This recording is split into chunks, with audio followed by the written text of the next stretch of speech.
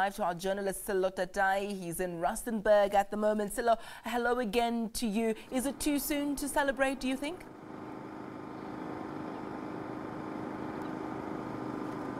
I don't think so. I mean, yesterday when workers were celebrating or voting in majority for the new wage offer, it indicated that the strike is finally over. You'll remember that for the past 5 months, these mine workers, together with their families, have been struggling to make ends meet. And yesterday it was all jubilation and joy, some saying that Mathunjwa is their hero in that since they joined the mining industry, they have never received an increment of 1,000 rand. And where to now? Talk us through what happens from the time you and I speak to the next 2 or 3 days or so.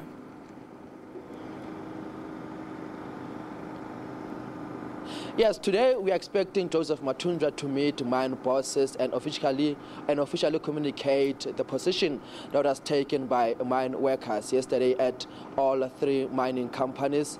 Then they have put forth some conditions, Ayanda, that they want the 1,000 rand wage increment to be phased in 3 years instead of 5 years as per the position that was taken by their employers. Secondly, they want their arrested comrades to be released.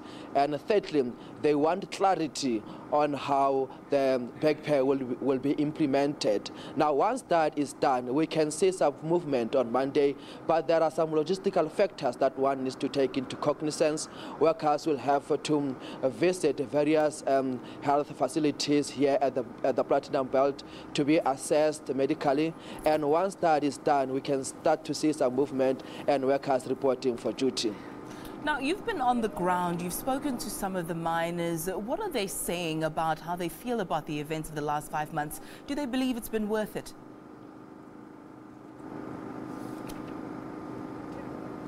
Some say it has been worth it, but most of them, they take the cue from their leader, Joseph Mathunjwa, who yesterday was very much critical with how the country's economy is structured, or economic policies are structured, saying that to a large extent, macroeconomic policies do not favor the working class, the poor and the marginalized, in that they continue to champion business and capital instead of addressing the many socio-economic challenges confronting workers, particularly mine workers. And most of them, they say that they are very much disoriented and very much critical about the events that have unfolded for the past 5 months, saying that why did it take so long for mine bosses to come to the party and give them 1,000 bucks, an increment rather of 1,000 rand. And before we go, as briefly as possible, we haven't heard much from the NUM. What do we know about how they're feeling about this?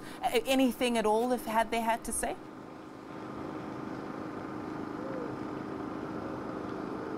Of interest, though, yesterday we spoke to General Secretary of National Union of Mine Workers, Frans Baleni, who says much as people are celebrating, the strike action has really taken a toll on many mine workers, including non-striking workers. You know that, Ayanda, many of the workers have lost their houses, have had their cars repossessed.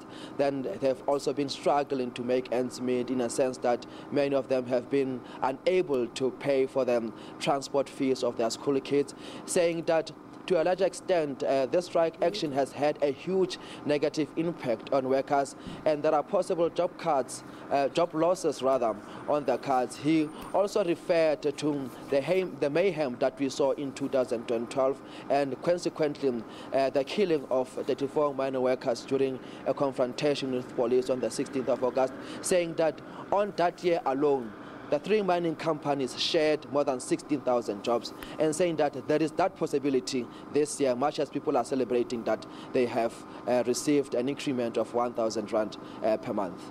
We'll have to leave it there. Silo, thank you so much for keeping a close watch on what's happening there on the ground. We'll continue to cross live to you throughout the course of the day.